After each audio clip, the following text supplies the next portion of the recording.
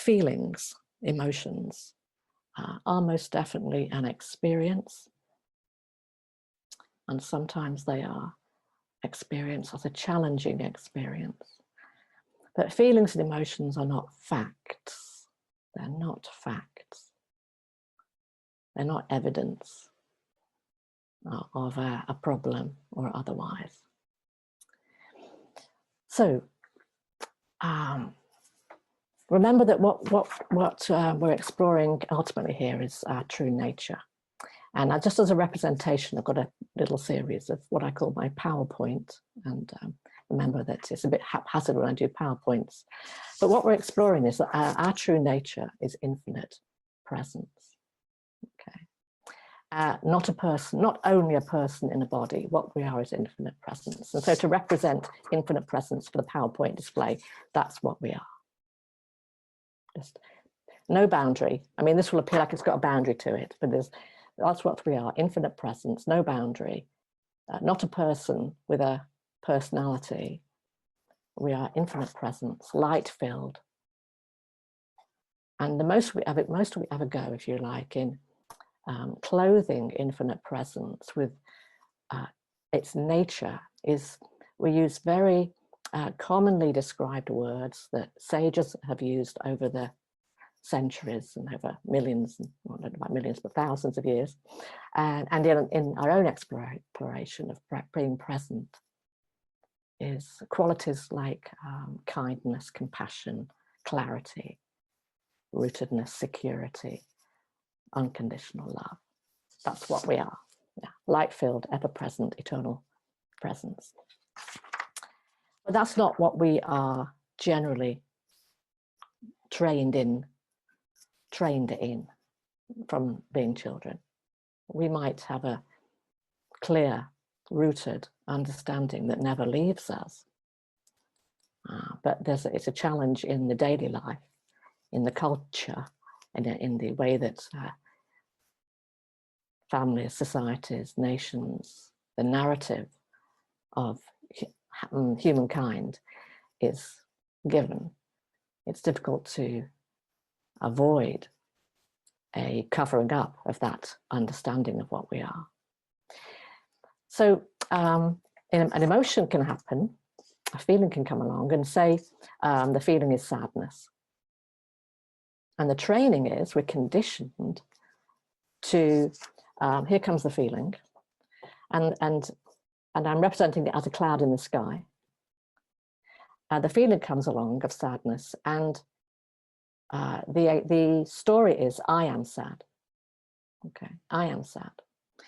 The feeling is taken to be proof and a fact about how we're doing, about how well we're doing, about the state of our mental health or emotional health. So sadness comes along, and there is a identification with the feeling. I am the sadness. I am sad. We take the sadness to be proof, to be a fact, that it's telling the truth about how we're doing.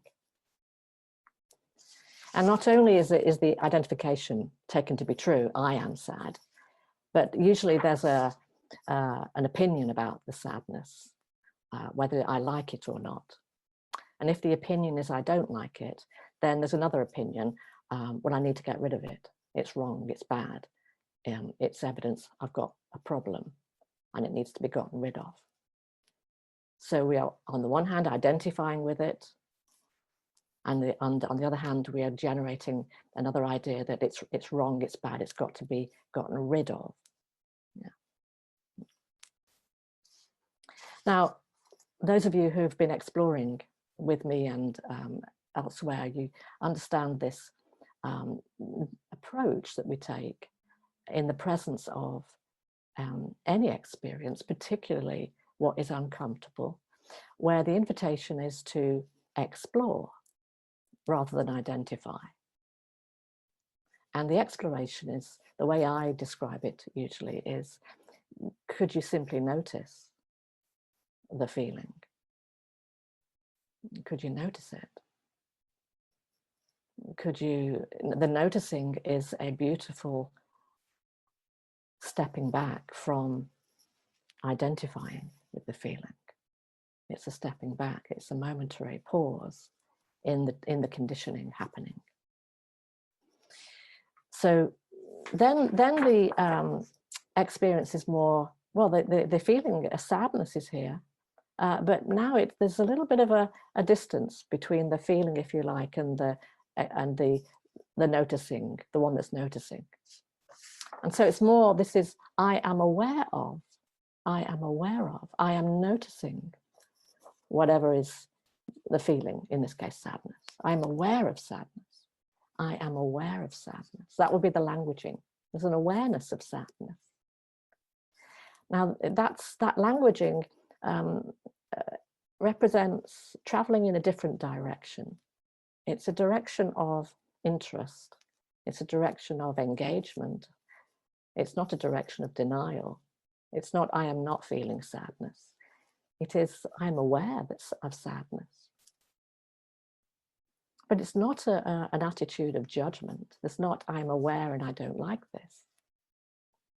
And we simply notice, meaning we stay noticing as opposed to developing an opinion about what we're noticing.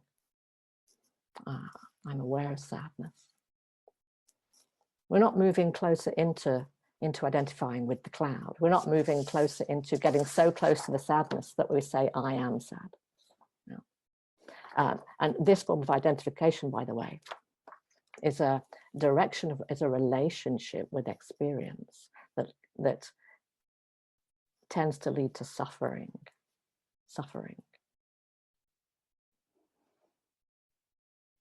And this direction of travel,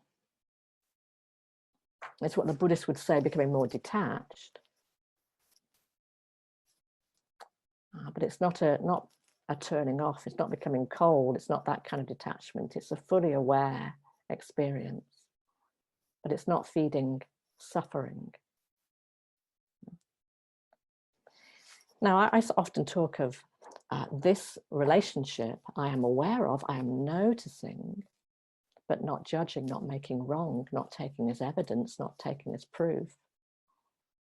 This is I'm aware of, I'm simply noticing, is an activity of inquiring. Am I really sad? This is what's going on in the noticing. Invisibly, there's an examination going on. Am I sad? Is there something wrong with me? Is this bad? Or is this simply a happening? I am aware of the center of the me. The center of the me would be in identification, the center of me, I, would be in the middle of the cloud here. I exist in the middle of the cloud. That center of gravity, where am I? Well, I am right in the middle of it. I'm totally sad, only sad. I'm full of sadness. I'm full of sad. All I am is sad. I'm only sad. The me, the identified me, is consumed. But the noticing of sadness, the center of gravity of me, begins to expand. I am aware. Awareness, remember where we're headed here to here. The I is not a localized me, not a person in a body localized. The I is, I am aware. Awareness is aware of sadness. The I am aware is the I am that awareness is. Awareness is aware of sadness, and I am that awareness. This is where we're headed. And gradually, with the cultivation of noticing, simply being aware, where awareness doesn't argue with sadness or whatever feeling is arising or sensation is arising, doesn't argue, doesn't try to get rid of, make wrong or bad. There is a stabilization as simply being aware. Awareness is not disturbed by, afraid of feelings that arise, feelings that are being aware of. Awareness is not afraid, doesn't resist. So there's a stabilization of experience. There's not an experience that is ending up as, I'm sad and I don't like being sad, there's something wrong, what do I do to get rid of this?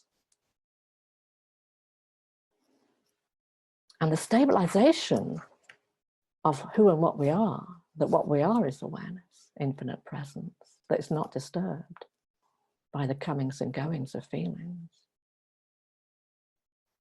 then matures and develops into this kind of experience. I am sad.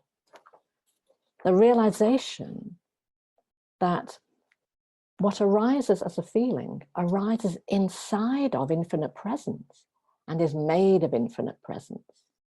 It's a temporary reflection, a temporary experience of the infinite light-filled presence that we are. All experiences, feelings, sensations, smells, sounds, images are temporary arisings of who we are, made of us. So then the I am is, I am all of it, and it's all made of me. There is no separate thing from me. I am all of life. I am the source that creates all experiences. And it's all glorious. It's all an expression of what we are.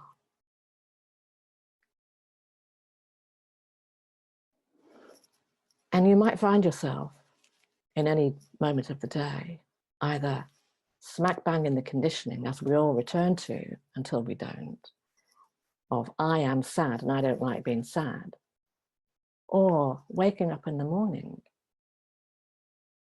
with very little tension in experience, and feeling your own vastness, or the vastness of your true nature, our shared being, or anywhere in between. What we're exploring here is the fluidity of experience, and how not to get stuck in identification with the temporary arisings of feelings, thoughts, sensations, not getting caught up and stuck in identification and then prone to suffering, but to be resting back more and more as awareness, as infinite presence that is not destabilized by experience. And that infinite presence, by the way, as we often speak of it, is wise and all-knowing, and knows exactly how to dance with the dance of life.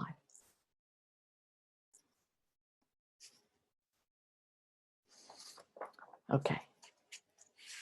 So that's the reflection for today. And I just invite you to, as I always say, don't try to believe anything I'm sharing, but just to have an open mind, keep exploring for yourself what you experience to be true. What you experience to be true, not what you believe to be true, but what you experience to be true, what you come to know through direct experience.